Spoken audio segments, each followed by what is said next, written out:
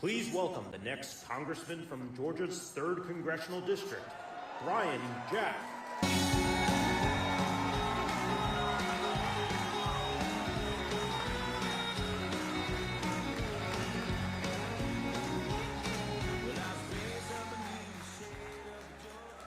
Well, thank you all for turning out in what has to be the biggest political event in Pike County's history today. My name is Brian Jack. I'm from Fayette County, just next door, and I am proud to stand before you today as the Republican nominee for Georgia's 3rd Congressional District. I won the nomination with the support of many of you in this room, and I also won the nomination with the endorsement of President Donald J. Trump, without question, the most powerful endorsement in the history of Republican politics. And before we get on our introductions, I think we owe a measure of gratitude and appreciation for the people who enabled us to assemble here in this pillar of the community. Let's give a round of applause to Pastor Billy Smith and the Christ Chapel team.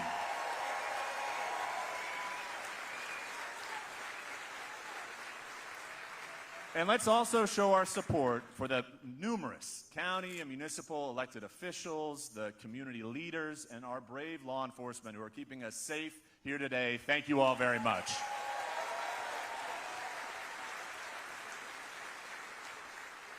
So, to introductions. First, we are honored to be joined here today by a man who previously was an incredible state senator from just a few counties away. He's someone who went to my high school and then went on to the University of Georgia, where he played football. And at Georgia, he was the co-captain of the 2002 SEC championship-winning Georgia Bulldogs. And he today serves as the 13th Lieutenant Governor of our great state. Let's welcome to the stage Lieutenant Governor Burt Jones.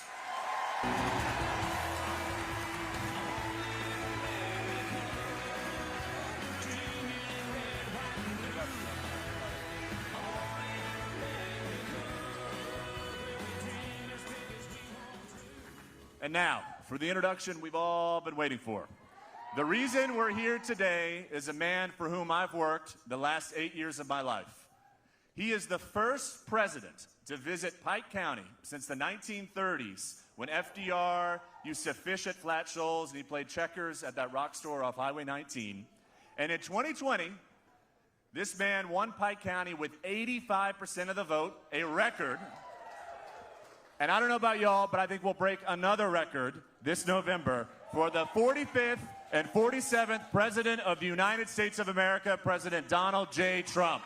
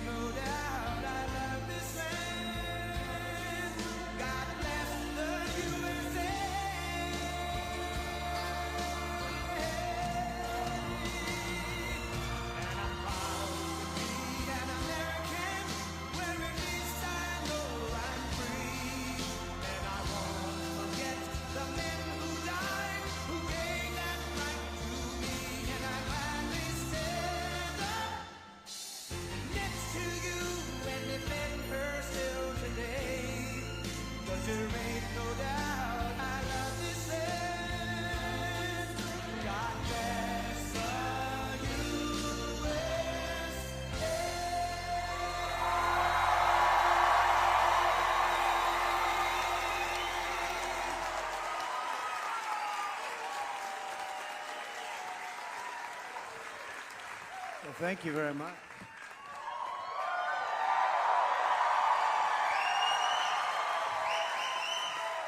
You know, he's been my friend for a long time. I didn't know he was such a good football player. That's a good player. That's a real team in the championship.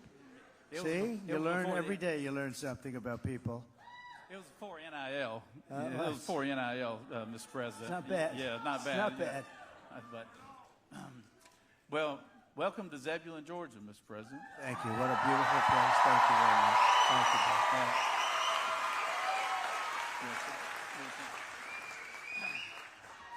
It is, wow, this is a packed house here, Mr. President, and there's thousands more outside, too. A lot of people all along the highways. We're driving up, and there's a lot of love. We're going to have a big election. We're going to have a November 5th, and you'll probably, many of you have, who's already voted?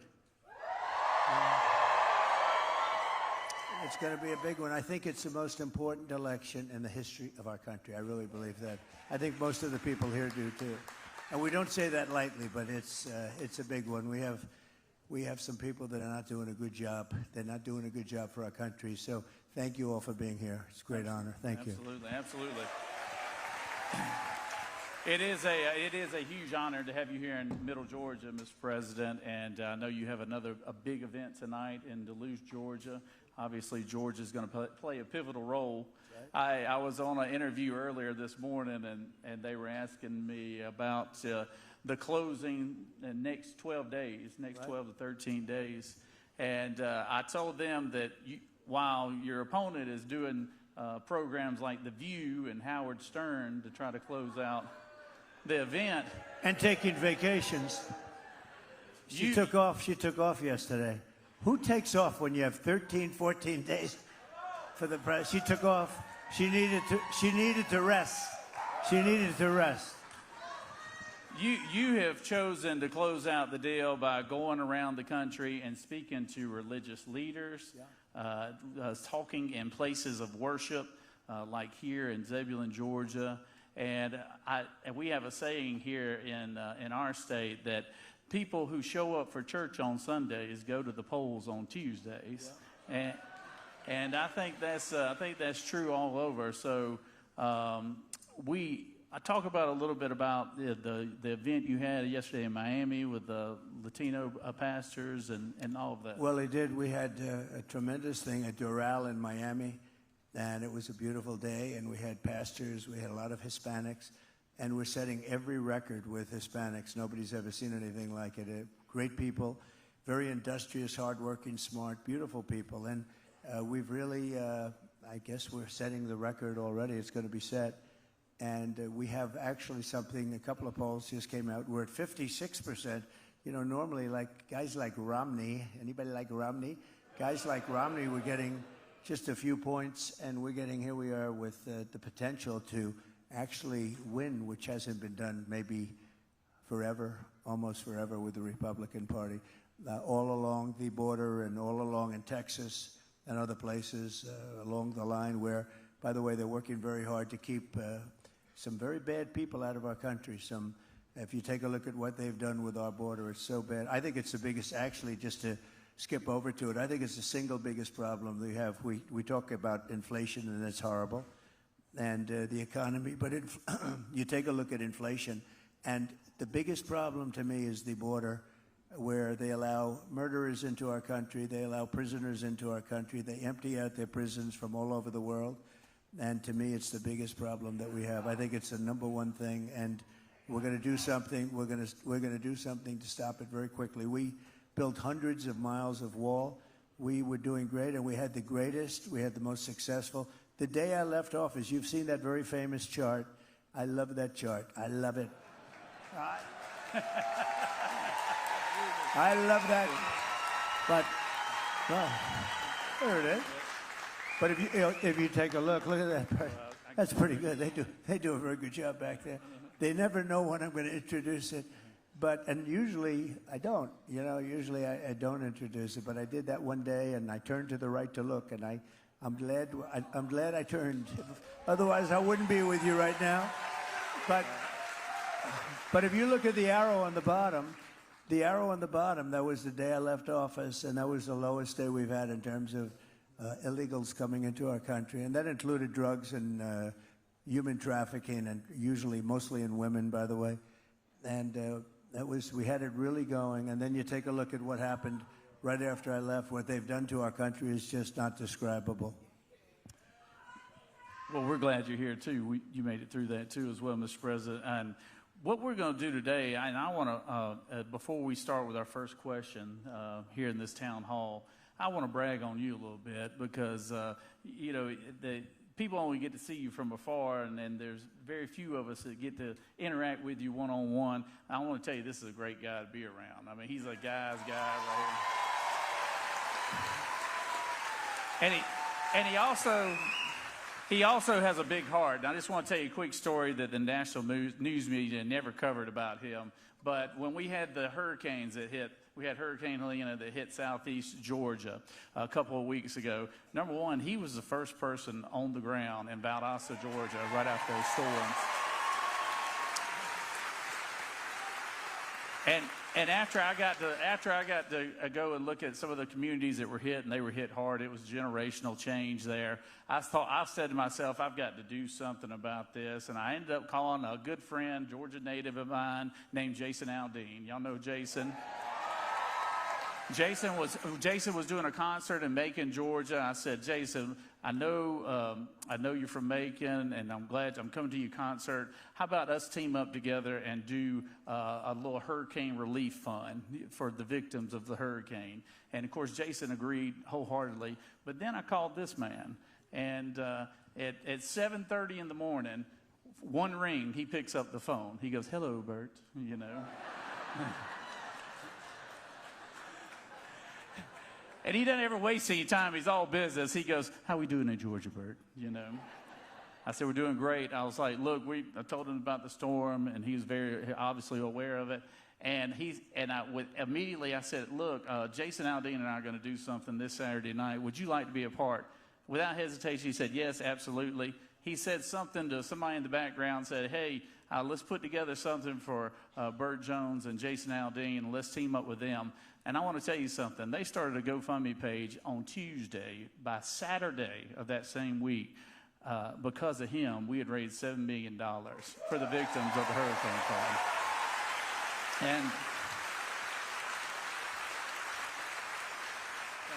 And that was significant. I just want to thank you in front of this audience. Jason is terrific, by the way. He's always the first to jump in along with you.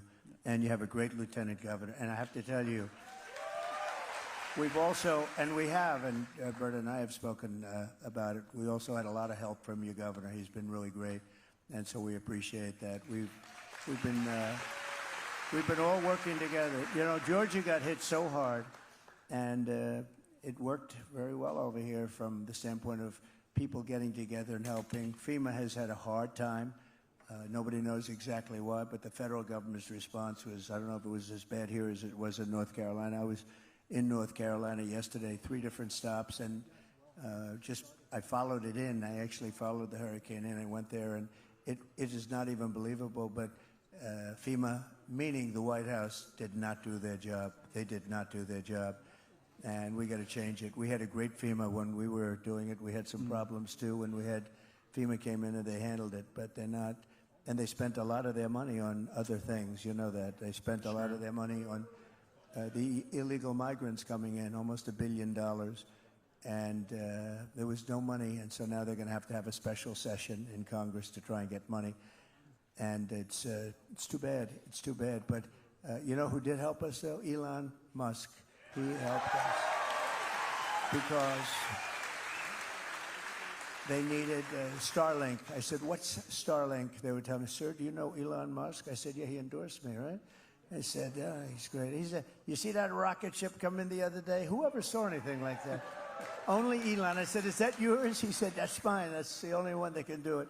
But anyway, he needed Starlink. They needed Starlink badly in North Carolina. And I called him. I said, "Elon, they have a big problem." They had no communication. People were dying. He saved a lot of lives.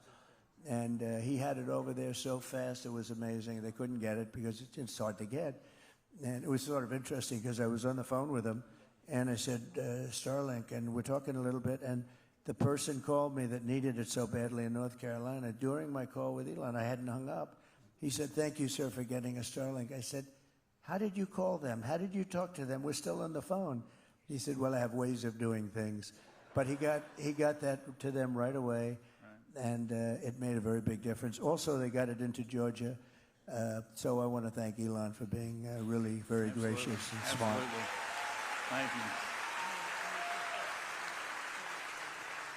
Well, Mr. President, if it's all right with you, I know we've got some folks here that would love to get to ask you questions directly.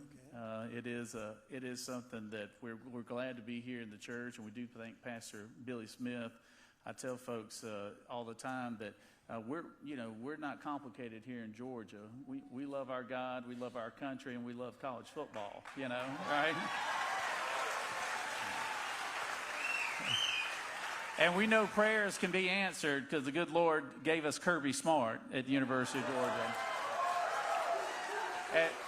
And I think he's going to deliver you back to the White House for us. So he's doing a good job. I've got a young man, Matthew.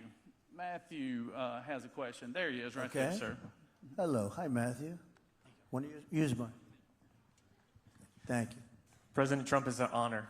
First off, please know that me and my family, and I know so many other Christians here in Georgia, are praying for you, praying for your family, and praying that the Lord will deliver you. Amen. Amen. And we're praying that the Lord will deliver you back in the White House very soon. Amen. Thank you. Just recently, a study came out from Arizona Christian University showing that 32 million Christian Americans will not be going to the polls to vote this year. If you could share a final message to those Christians to encourage them to go to the polls, what would your message be?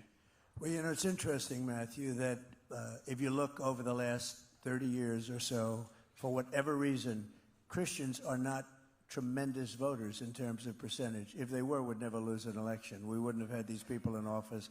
We would never lose an election.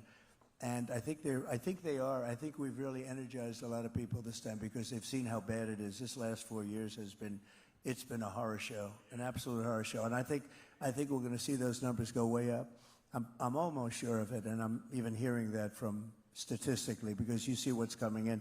And by the way, record numbers of votes are coming in, so that's supposed to be a good thing for us. And we have to make sure too big to rig. We want to make it too big to rig, right? But if they did, we would literally never lose an election. And there's persecution going on, and especially, I don't know if you've heard, with Catholics. I don't know what's going on with Catholics. Why are they after Catholics? But the Catholics are being persecuted. School boards are being persecuted. Parents. This group is not a nice group of people. You think they're stupid, and they are really pretty dumb. But when you look at what the policies, what they've done to this country, but they're vicious people. They're vicious, vicious people. And people are being persecuted, people of religion. And you saw it a little bit during COVID, where you'd have a service outside, everybody's 5 yards away and everything, and they're coming and arresting people. It's very bad. But I think you're going to see a big change. I think you're going to see it now, and hopefully we're going to keep it going. Without religion, it's like the glue that holds it all together. This would be a different country. The religion and all of it, virtually all of them are going, if you look at a path, wasn't helped by COVID, by the way. When you had COVID, all of a sudden, people started thinking a little bit differently, and they, got used to a different way of life for a long period of time, and maybe it didn't quite come back. But it's going this way. If we ever had it going up, it would, and I think we're going to get it up. I really believe it. I think this election is important for even that reason, for everything. It's so important, but it's such a good question. You know who else are hard voters? Are NRA people, rifles and guns, people that own guns. They vote in a very small proportion. If they ever voted, you could never lose. And in fact, the Democrats, the radical left, used to fear them, and now they don't fear them any longer because they don't vote to the extent that they should. And look, we're Second Amendment. I think everyone in this room is Second Amendment and Second Amendment people. Thank you, Matthew. Appreciate it. Thank you very much. Thank you very much. Thank you, Matthew. And Mr. President, we have had a lot of early votes, over 2 million early votes as of today. Right. So It's a record. It is a record. It is a record. So those who have not voted, please go and vote. Get your family, get your friends. If you don't have any friends, go make one and go vote, because it's too important right here. So I've got Jake. Jake, what the next one? There's Jake right there. Check, check. Mr. President, it's an honor. Thank you. My name is Jake Ayers. I'm the mayor for the city of Hogansville, a small city in Troup County, Georgia, just next door. Is he a good mayor? Yes? While you were president, you delivered a significant grant that greatly impacted our community. And I think I can speak on behalf of every small town in Georgia. We are very thankful for your support of rural Georgia and rural America. So thank you so much for that. Thank you very much. However, I think one of the most pressing things on a global scale is your support for Israel. So how do you plan to support and protect Israel and the Jewish community now when you become the next president? Thank you very much. Good question. And it's so interesting, but evangelicals and so many people support Israel so much more. It's not just Jewish people. It's so many Christians are so supportive of Israel. And, you know, they say, and I would agree with this 100%, nobody's done what I've done for Israel. We, as you know, Jerusalem is the capital of Israel. We even built the embassy by moving the embassy. That became somewhat automatic. Golan Heights gave them jurisdiction, and we gave Golan Heights, which was a big thing. We did the Abraham Accords, which was a very, very big thing. They were trying to get it for 72 years or something, and I got it for them. We've done a lot. And the single biggest thing I did was, you want to know, is get out of the Iran nuclear deal. The Iran nuclear deal was a disaster. And unfortunately, Biden and Kamala, nobody knows her as Harris. Do you ever do? I talk about it all the time. You say Harris. Everyone says, who is that? The vice president. Can you believe she's the vice president? She came in last. He picked her. She came in last, and now she's running. You know, think of it just for a second, Mr. Mayor, because I'm going to get right back to Israel, because there was one other thing, and that was the Abraham Accords. That was one of the most incredible things of all. We would have had peace in the Middle East, and we still will. We'll fill that out. We'll get them all in. We have the 4, but we'll fill it out. But if you look at what's happened and what's happening with our country and what's happening, a lack of respect for the two of them, we can't have that any longer. We have to be respected. Think of it. We were energy independent 4 years ago. We had, I saw the new number, $1.84 a gallon gasoline, and now you have 3.5 and 4. And you had 5 for a while, and you had 6 and 7 even for a while. But a lot of things. So we're going to take care of Israel. We work with Israel. They say that in Israel, I could maybe run, if things didn't work out here, you could run for Prime Minister of Israel, and I get 97% of the vote.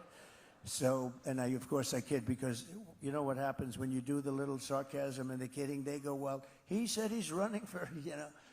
That's the fake news doing that. And that's a lot of fake news you have back there. That's very impressive. That's very impressive. So we're going to do a lot for Israel, and we're behind them. And the big thing, we want to have peace in the Middle East. We want to have Russia stop with Ukraine. We're going to get that done. That was another thing would have never happened. You wouldn't have had inflation. You wouldn't have had Russia attacking Ukraine. You wouldn't have had October 7th, which was Israel.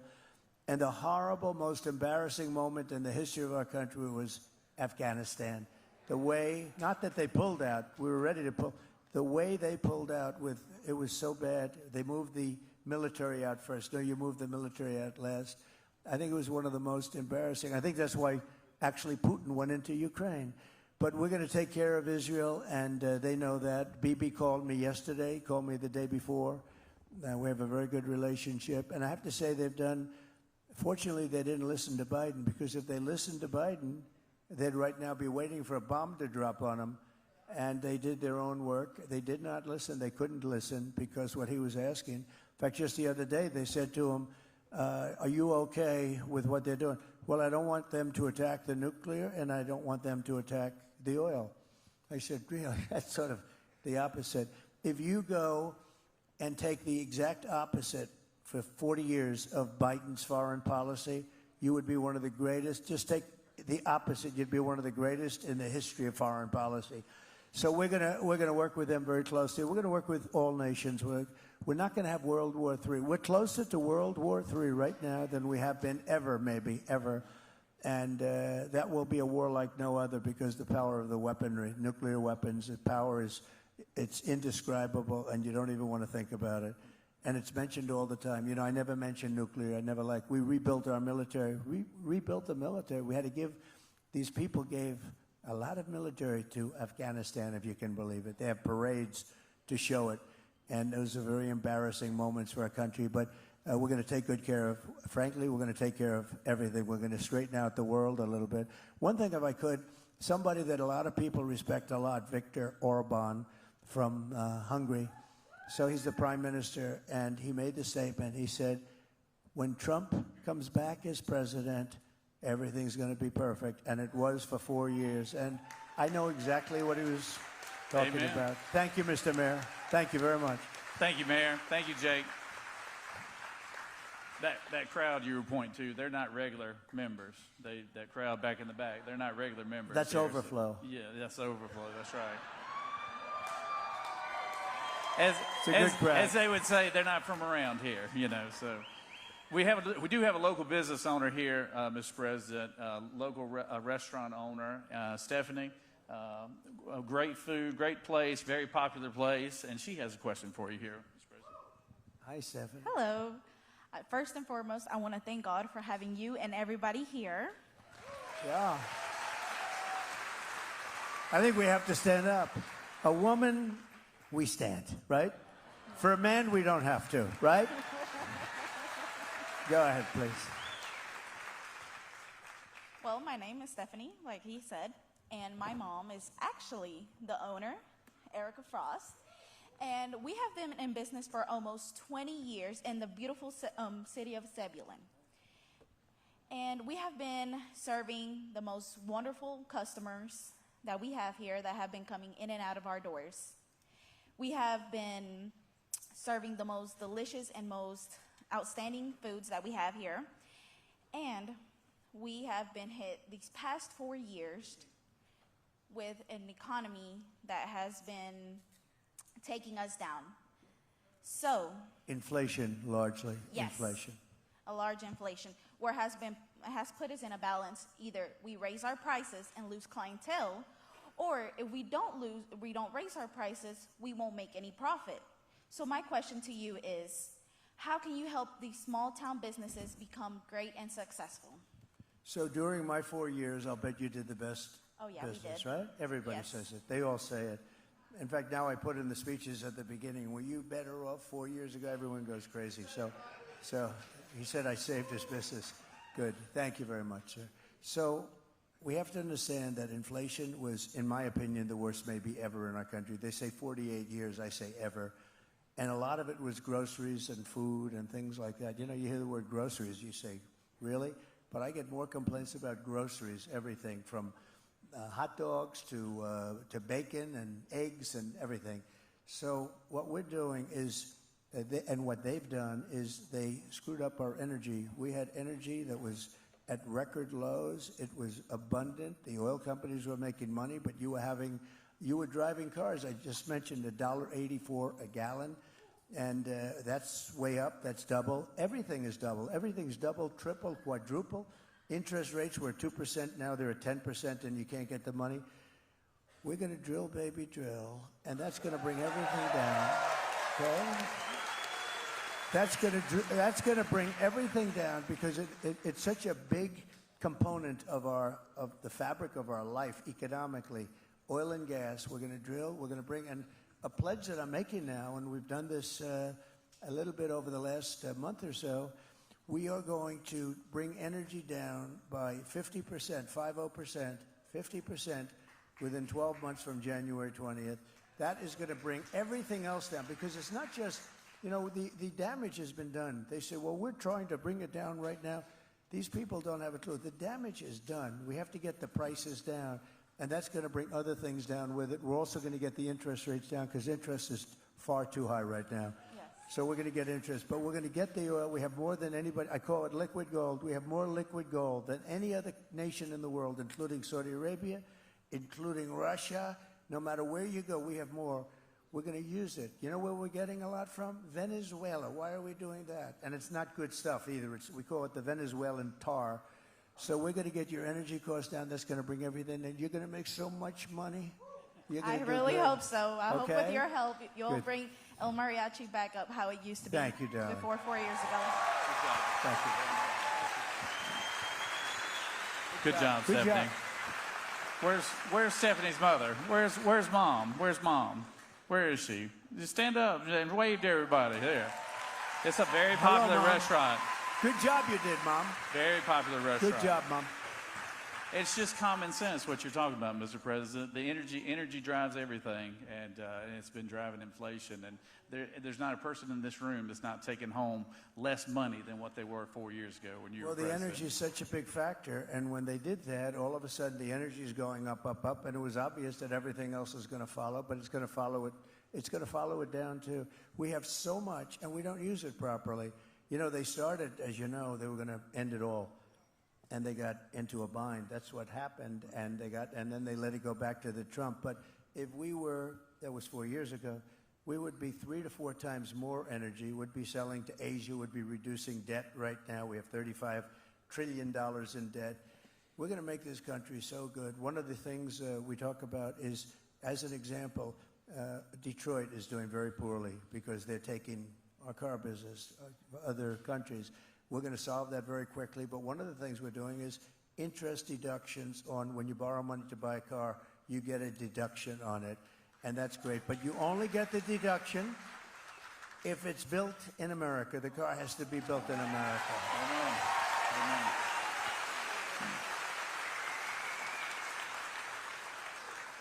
We have a local, we have a, Thank you. I like that person. we have a local state senator, somebody I've served with for a long time, Mr. Senator Marty Harbin here, sir. Hi, Marty. Mr. President, we are grateful to have you here, and I have the great honor of representing Pike County in the Georgia State Senate. So we are grateful to have you. Thank you, Marty. And he's wearing a beautiful tie. He's wearing a beautiful tie. It's a Trump tie, so I like it. Mr. President, we have seen drugs coming into our community as never before, as we watch the border as an open door highway, if you will, to bring drugs in, which supposedly was being overseen by Kamala Harris, the border czar, which doesn't know where the border is. My question to you is, how quickly can you shut down the border for us to stop the drugs from coming in?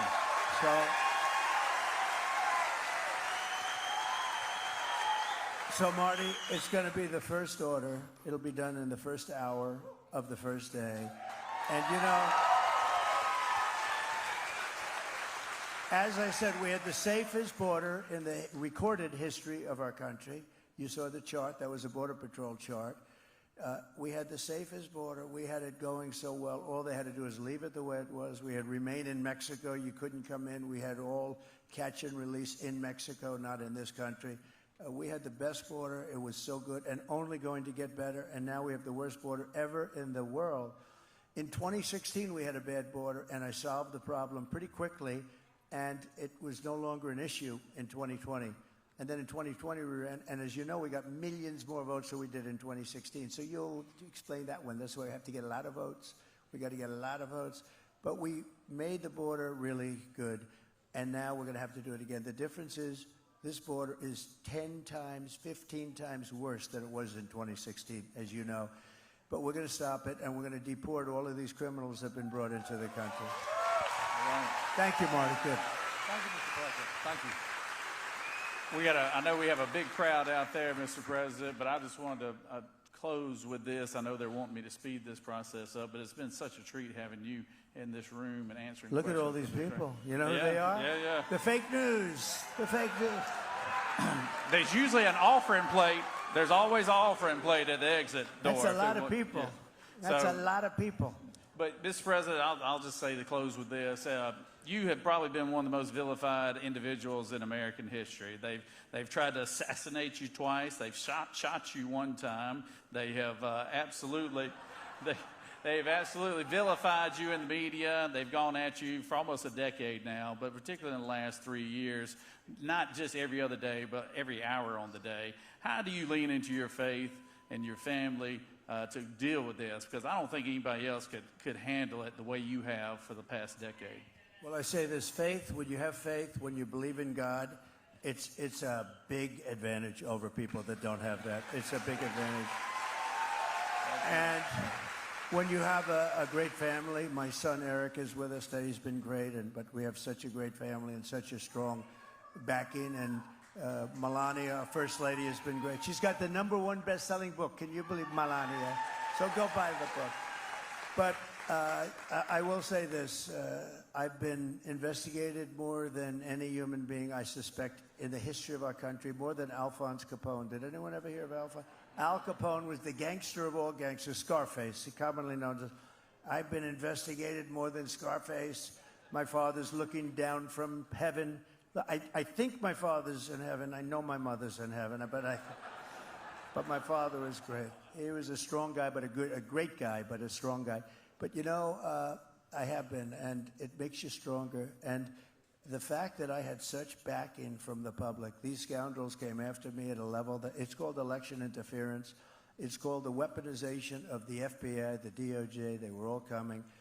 And we're going to get things turned around in this country because it's so bad. They don't do that except in third world countries. Nobody thought it was even possible. Nobody thought it was even possible. They used to talk about it before all this stuff happened. And they'd say, well, it'll never happen because it's never happened before.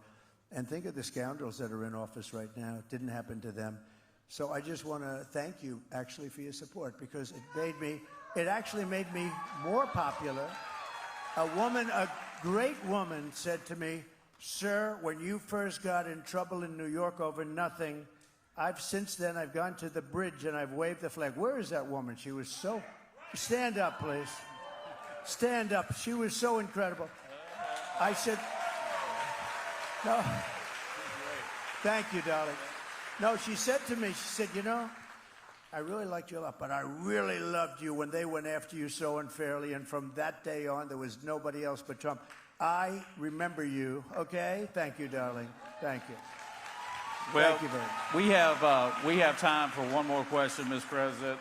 Obviously, this room is packed, but there's a huge crowd outside. And I think that last question is going to come from a young man out there named Ben. Maybe that was him we just heard. But let's hear what he has to say. But is Ben available? There he is, right there.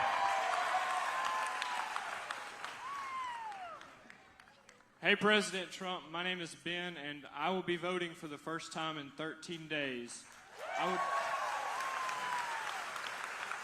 I'd like to own a home someday and start a family, and I'm even pursuing to be a pastor. And I'd like to know, what should I know before I go vote? So I have an idea. Are you right outside now? Let's go outside and talk to them. Okay, let's do that. You know why? Let's do that. They've got thousands of people outside. And you know what? You guys follow us out. Let's all go together, okay? Thank you very much. Let's all go together.